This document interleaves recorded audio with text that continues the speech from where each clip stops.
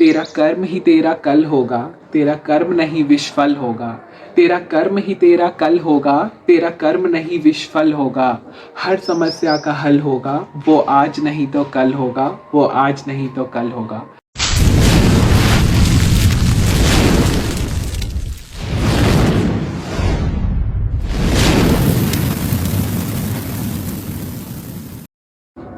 इस वीडियो को देख रहे सभी लोगों को मेरा नमस्कार।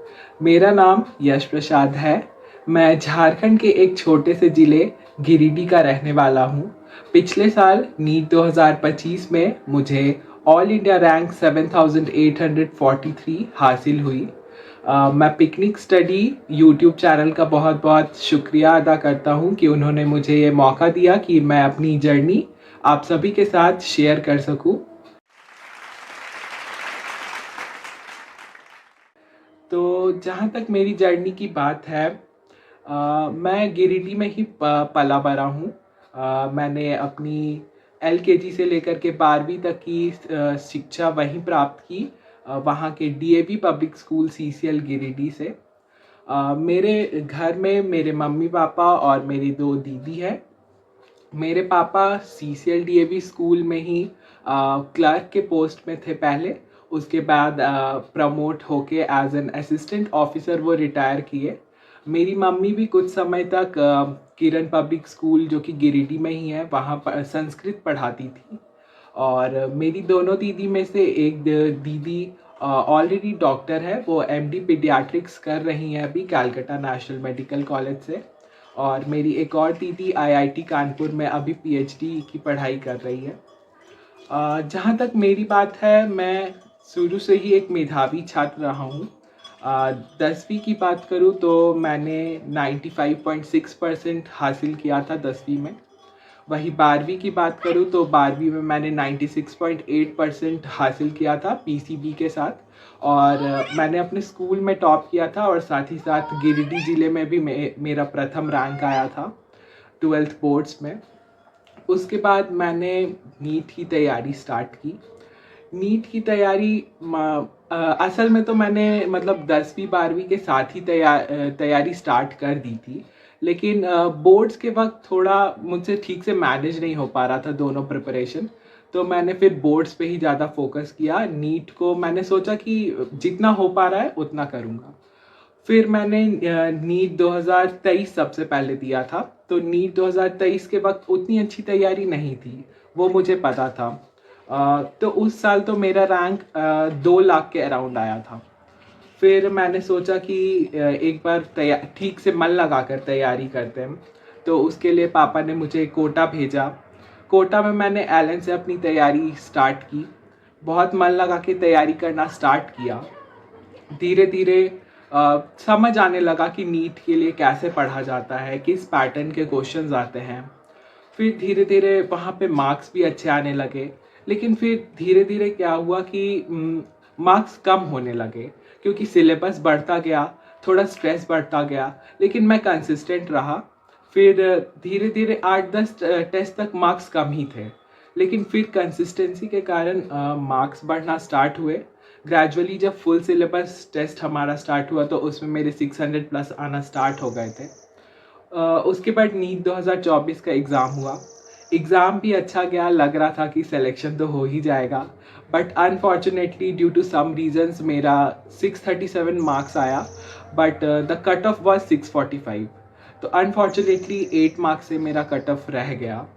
देन बहुत टाइम तक तो मैं फॉल्स होप्स के साथ था कि आई होप कि हो जाएगा शायद सिलेक्शन, कोई ना कोई कॉलेज मिल जाएगा, शायद स्टेट काउंसलिंग से मिल जाए या ऑल इंडिया काउंसलिंग से मिल जाए। बट अनफॉर्चुनेटली लास्ट राउंड तक मुझे कोई कॉलेज अलॉट नहीं हुआ। देन फिर से हिम्मत जुटाई और सोचा कि एक अटेम्प्ट और लेते हैं। जब इतना आ सकता है तो सिलेक्शन तो होना ही है। तो फिर से नीट 2025 के लिए तैयारी स्टार्ट की। नीट 2024 में मेरा 48,000 के अराउंड रैंक आया था। फिर जब नीट 2025 की तैयारी स्टार्ट की तो सबसे पहले ये सोचा कि क्या गलतियां मैंने लास्ट अटेम्प्ट में की है, सबसे पहले उन पे वर्क करना है। जैसे मैंने फिज़िक्स को थोड़ा लाइट लिया था, मैंने उसके ज़्यादा थ्योरी पे फोकस किया था रैदर देन की problem solving.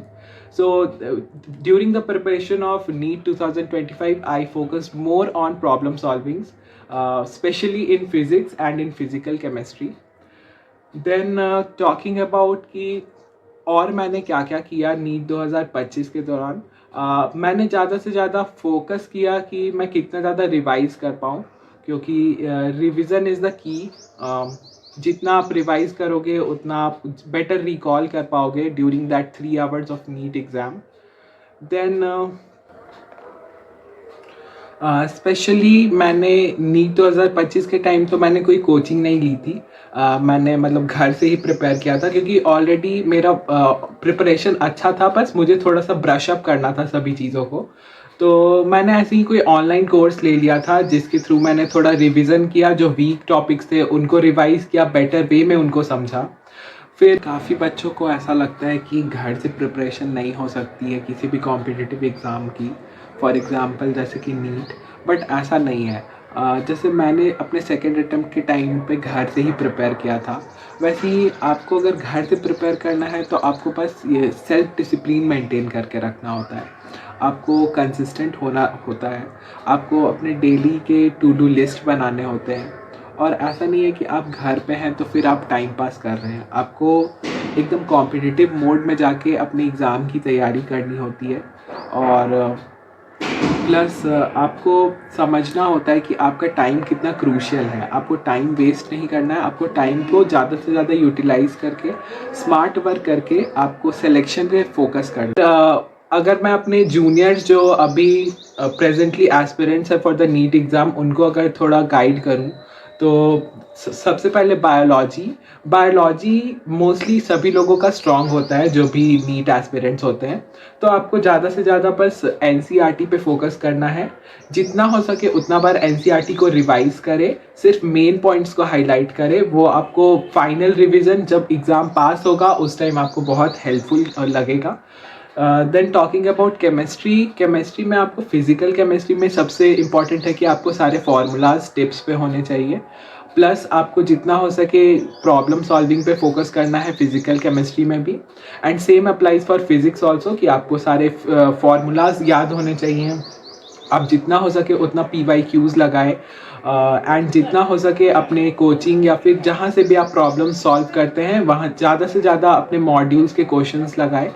Then talking about inorganic chemistry is more like biology.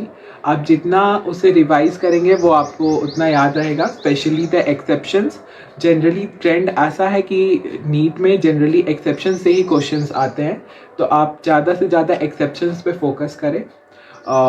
Then talking about organic chemistry, personally मुझे ऑर्गेनिक केमिस्ट्री मैंने ज़्यादा से ज़्यादा NCERT से पढ़ा था. मैंने सारे A to Z रिएक्शंस का एक चार्ट बना लिया था और उसको डेली बेसिस पे रिवाइज करता था, जिससे मुझे ऑलमोस्ट हर रिएक्शन NCERT के ऑन द टिप्स थे.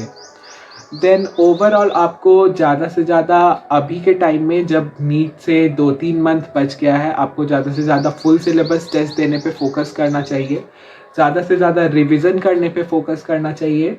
साथ ही आपको फार्मूलाज बार बार रिवाइज करना चाहिए, क्योंकि आपको 3 घंटे में 180 क्वेश्चंस करने हैं. तो जितना टिप्स पे होंगे आपके पॉइंट्स वो आपको उतना हेल्पफुल होगा. फुल सिलेबस टेस्ट देना इसीलिए ज़रूरी है विथ OMR फिलिंग, बिकॉज आपको जब प्रैक्टिस होगी तभी आप वो 3 घंटे में वो स्ट्रेस को हैंडल करते हुए आप वो एग्ज़ाम इफ़ेक्टिवली दे पाएंगे. और प्लस 3 घंटे का एग्ज़ाम होता है, उसमें आपके पास पूरे 3 घंटे नहीं होते हैं. आपको इन्विजिलेटर्स आते हैं कुछ साइन करवाने, तो आपको 10-15 मिनट ऐसे ही वेस्ट होता है आपका. तो आप 10-20 मिनट्स का मार्जिन लेके चले कि मुझे इतना ही टाइम मिलने वाला है, उसी में मैंने पूरा पेपर करना है. देन बस और क्या है, आपको बस मोटिवेटेड होके अपनी प्रिपरेशन करती रहनी है. और बस सोचना है कि बस डू और डाई सिचुएशन है, इस बार कर ही लेना है, क्योंकि नॉबल प्रोफेशन है. आप सोच सकते हैं कितना प्रेस्टीजियस प्रोफेशन में आप आने वाले हैं. और लास्टली यही कहना चाहूँगा कि तेरा कर्म ही तेरा कल होगा, तेरा कर्म नहीं विश्वफल होगा, तेरा कर्म ही तेरा कल होगा, तेरा कर्म नहीं विश्वफल होगा। हर समस्या का हल होगा, वो आज नहीं तो कल होगा, वो आज नहीं तो कल होगा। So be consistent with your efforts and you are going to crack it. So thank you to all for watching this video and all the best juniors for NEET 2026.